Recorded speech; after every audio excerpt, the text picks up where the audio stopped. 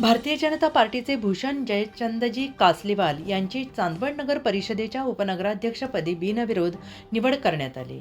उपनगराध्यक्षपदासाठी भूषण कासलीवाल यांचा एकमेव अर्ज दाखल झाल्याने निवडणूक निर्णय अधिकारी यांनी त्यांची बिनविरोध निवड जाहीर केली.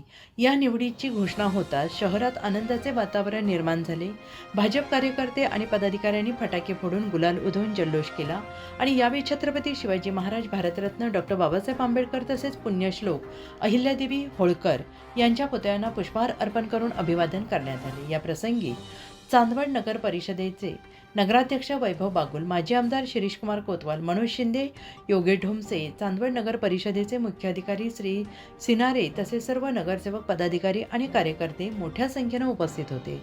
उपनगराध्यक्षपदी निवड झाल्यानंतर बोलताना भूषण कासलीवाल यांनी सगळ्यांचे आभार मानले. चांदवड शहराच्या सर्वांगीण विकासासाठी नगराध्यक्ष, नगरसेवक प्रशासनाच्या सहकार्याने प्रामाणिकपणे काम करण्याचा निर्धार व्यक्त केला. शहराच्या विकास कामांना गती देण्यासाठी आपण कटिबद्ध असल्याचं त्यांनी म्हटलेलं आहे. अहिल्यादेवीच्या पदस्पर्शाने पुनीत झालेल्या या चांदवड नगरीमध्ये आई रेणुकादेवीच्या आशीर्वादाने ज्या पद्धतीने चांदवड नगर परिषदेची निवडणूक झाली, खेळीमेळीच्या वातावरणामध्ये ही जी निवडणूक झाली आणि त्यानंतर पूर्ण भारतीय जनता पार्टी, त्याप्रमाणे युती आणि बाकीचे सर्व सभासद मिळून एकीमेकीच्या वातावरणामध्ये चांदवड शहराच्या विकासाच्या दृष्टिकोनातून आम्ही सर्वजण एकत्र मिळून आज चांदवड नगर परिषदेच्या उपनगराध्यक्षपदाची ही जी निवडणूक झाली त्याबद्दल मी आमच्या सर्व नगरसेवकांचे, त्याचप्रमाणे आमचे नेते माननीय राहुलदादा आहेर, त्याचप्रमाणे माजी आमदार शिरीषभाऊ कोतवाल आणि आमची सर्व टीम, यामध्ये आमचे सर्व नगरसेवक यांच्यामुळे आज पूर्ण चांदवड नगर परिषदेमध्ये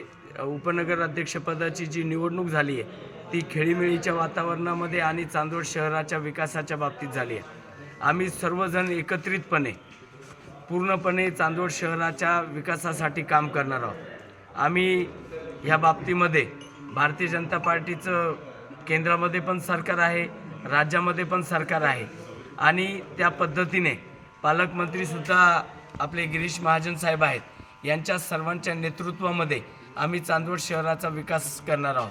त्यामध्ये मोठ्या प्रमाणामध्ये ज्या ज्या गोष्टी बाकी आहेत त्या गोष्टी पूर्ण करण्याचा मानस आम्ही सर्व नगरसेवक मिळून करू आणि आम्हाला ज्या गोष्टी आमच्या शहराच्या विकासाच्या दृष्टिकोनातून बाकी आहेत त्या महत्त्वाच्या ज्या आहेत, पाणी पुरवठ्यामध्ये जे थोडंफार काम बाकी आहे, भुयारी गटारचं काम चालू आहे, त्याचप्रमाणे गॅस पाईपलाईनचं काम चालू आहे, त्याचप्रमाणे महत्त्वाचं गार्डन तयार करणं आहे, वेगवेगळ्या प्रभागामध्ये रस्त्यांचा विकास करणं आहे. हा सगळ्यांचा जर एकंदरीत प्रवास बघितला तर गेल्या 5 वर्षामध्ये प्रशासक असल्यामुळे जेवढी कामं झाली त्याच्या व्यतिरिक्त राहिलेली सर्व कामं आम्ही सर्व एकत्रितपणे पूर्ण करण्याचा प्रयत्न करणार आहोत आणि आम्ही ह्या दृष्टिकोनातून एकच अजेंडा घेऊन चालणार आहोत का फक्त शहराचा विकास.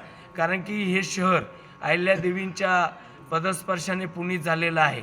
याचं नाव पूर्ण भारतभर, जगभर आहे आणि आमचा दृष्टिकोन हा चांदवड शहराचा नुसता चांदवड शहराचा विकास नव्हे तर पूर्ण भारतामध्ये चांदवड शहराचं नाव हे लौकिक झालं पाहिजे, ह्या दृष्टिकोनातून आम्ही काम करणार आहोत. त्याच्यामध्ये स्वच्छता असेल, त्याचप्रमाणे बाकीच्या सर्व गोष्टी ज्या ज्या आम्ही सांगितल्या आणि ज्या वचननाम्यामध्ये आम्ही वारंवार दिल्या आहेत त्या पूर्ण करण्याचा प्रयत्न आम्ही सर्व मिळून करू. एवढंच बोलतो आणि थांबतो. धन्यवाद. उत्तर महाराष्ट्र न्यूज नेटवर्कसाठी धनंजय पाटील, चांदवड. आत्मा मलिक हॉस्पिटल, विश्वात्मक जंगली महाराज आश्रम ट्रस्ट संचालित आत्मा मलिक हॉस्पिटल, कोकम ठाण, शिर्डी. नाशिकचे सुप्रसिद्ध नेफ्रोलॉजिस्ट, किडनी विकार आणि किडनी प्रत्यारोपण तज्ज्ञ doctor Parth Devgaonkar, MD medicine, DNB nephrology, ESE nephrology, European renal association EDTA.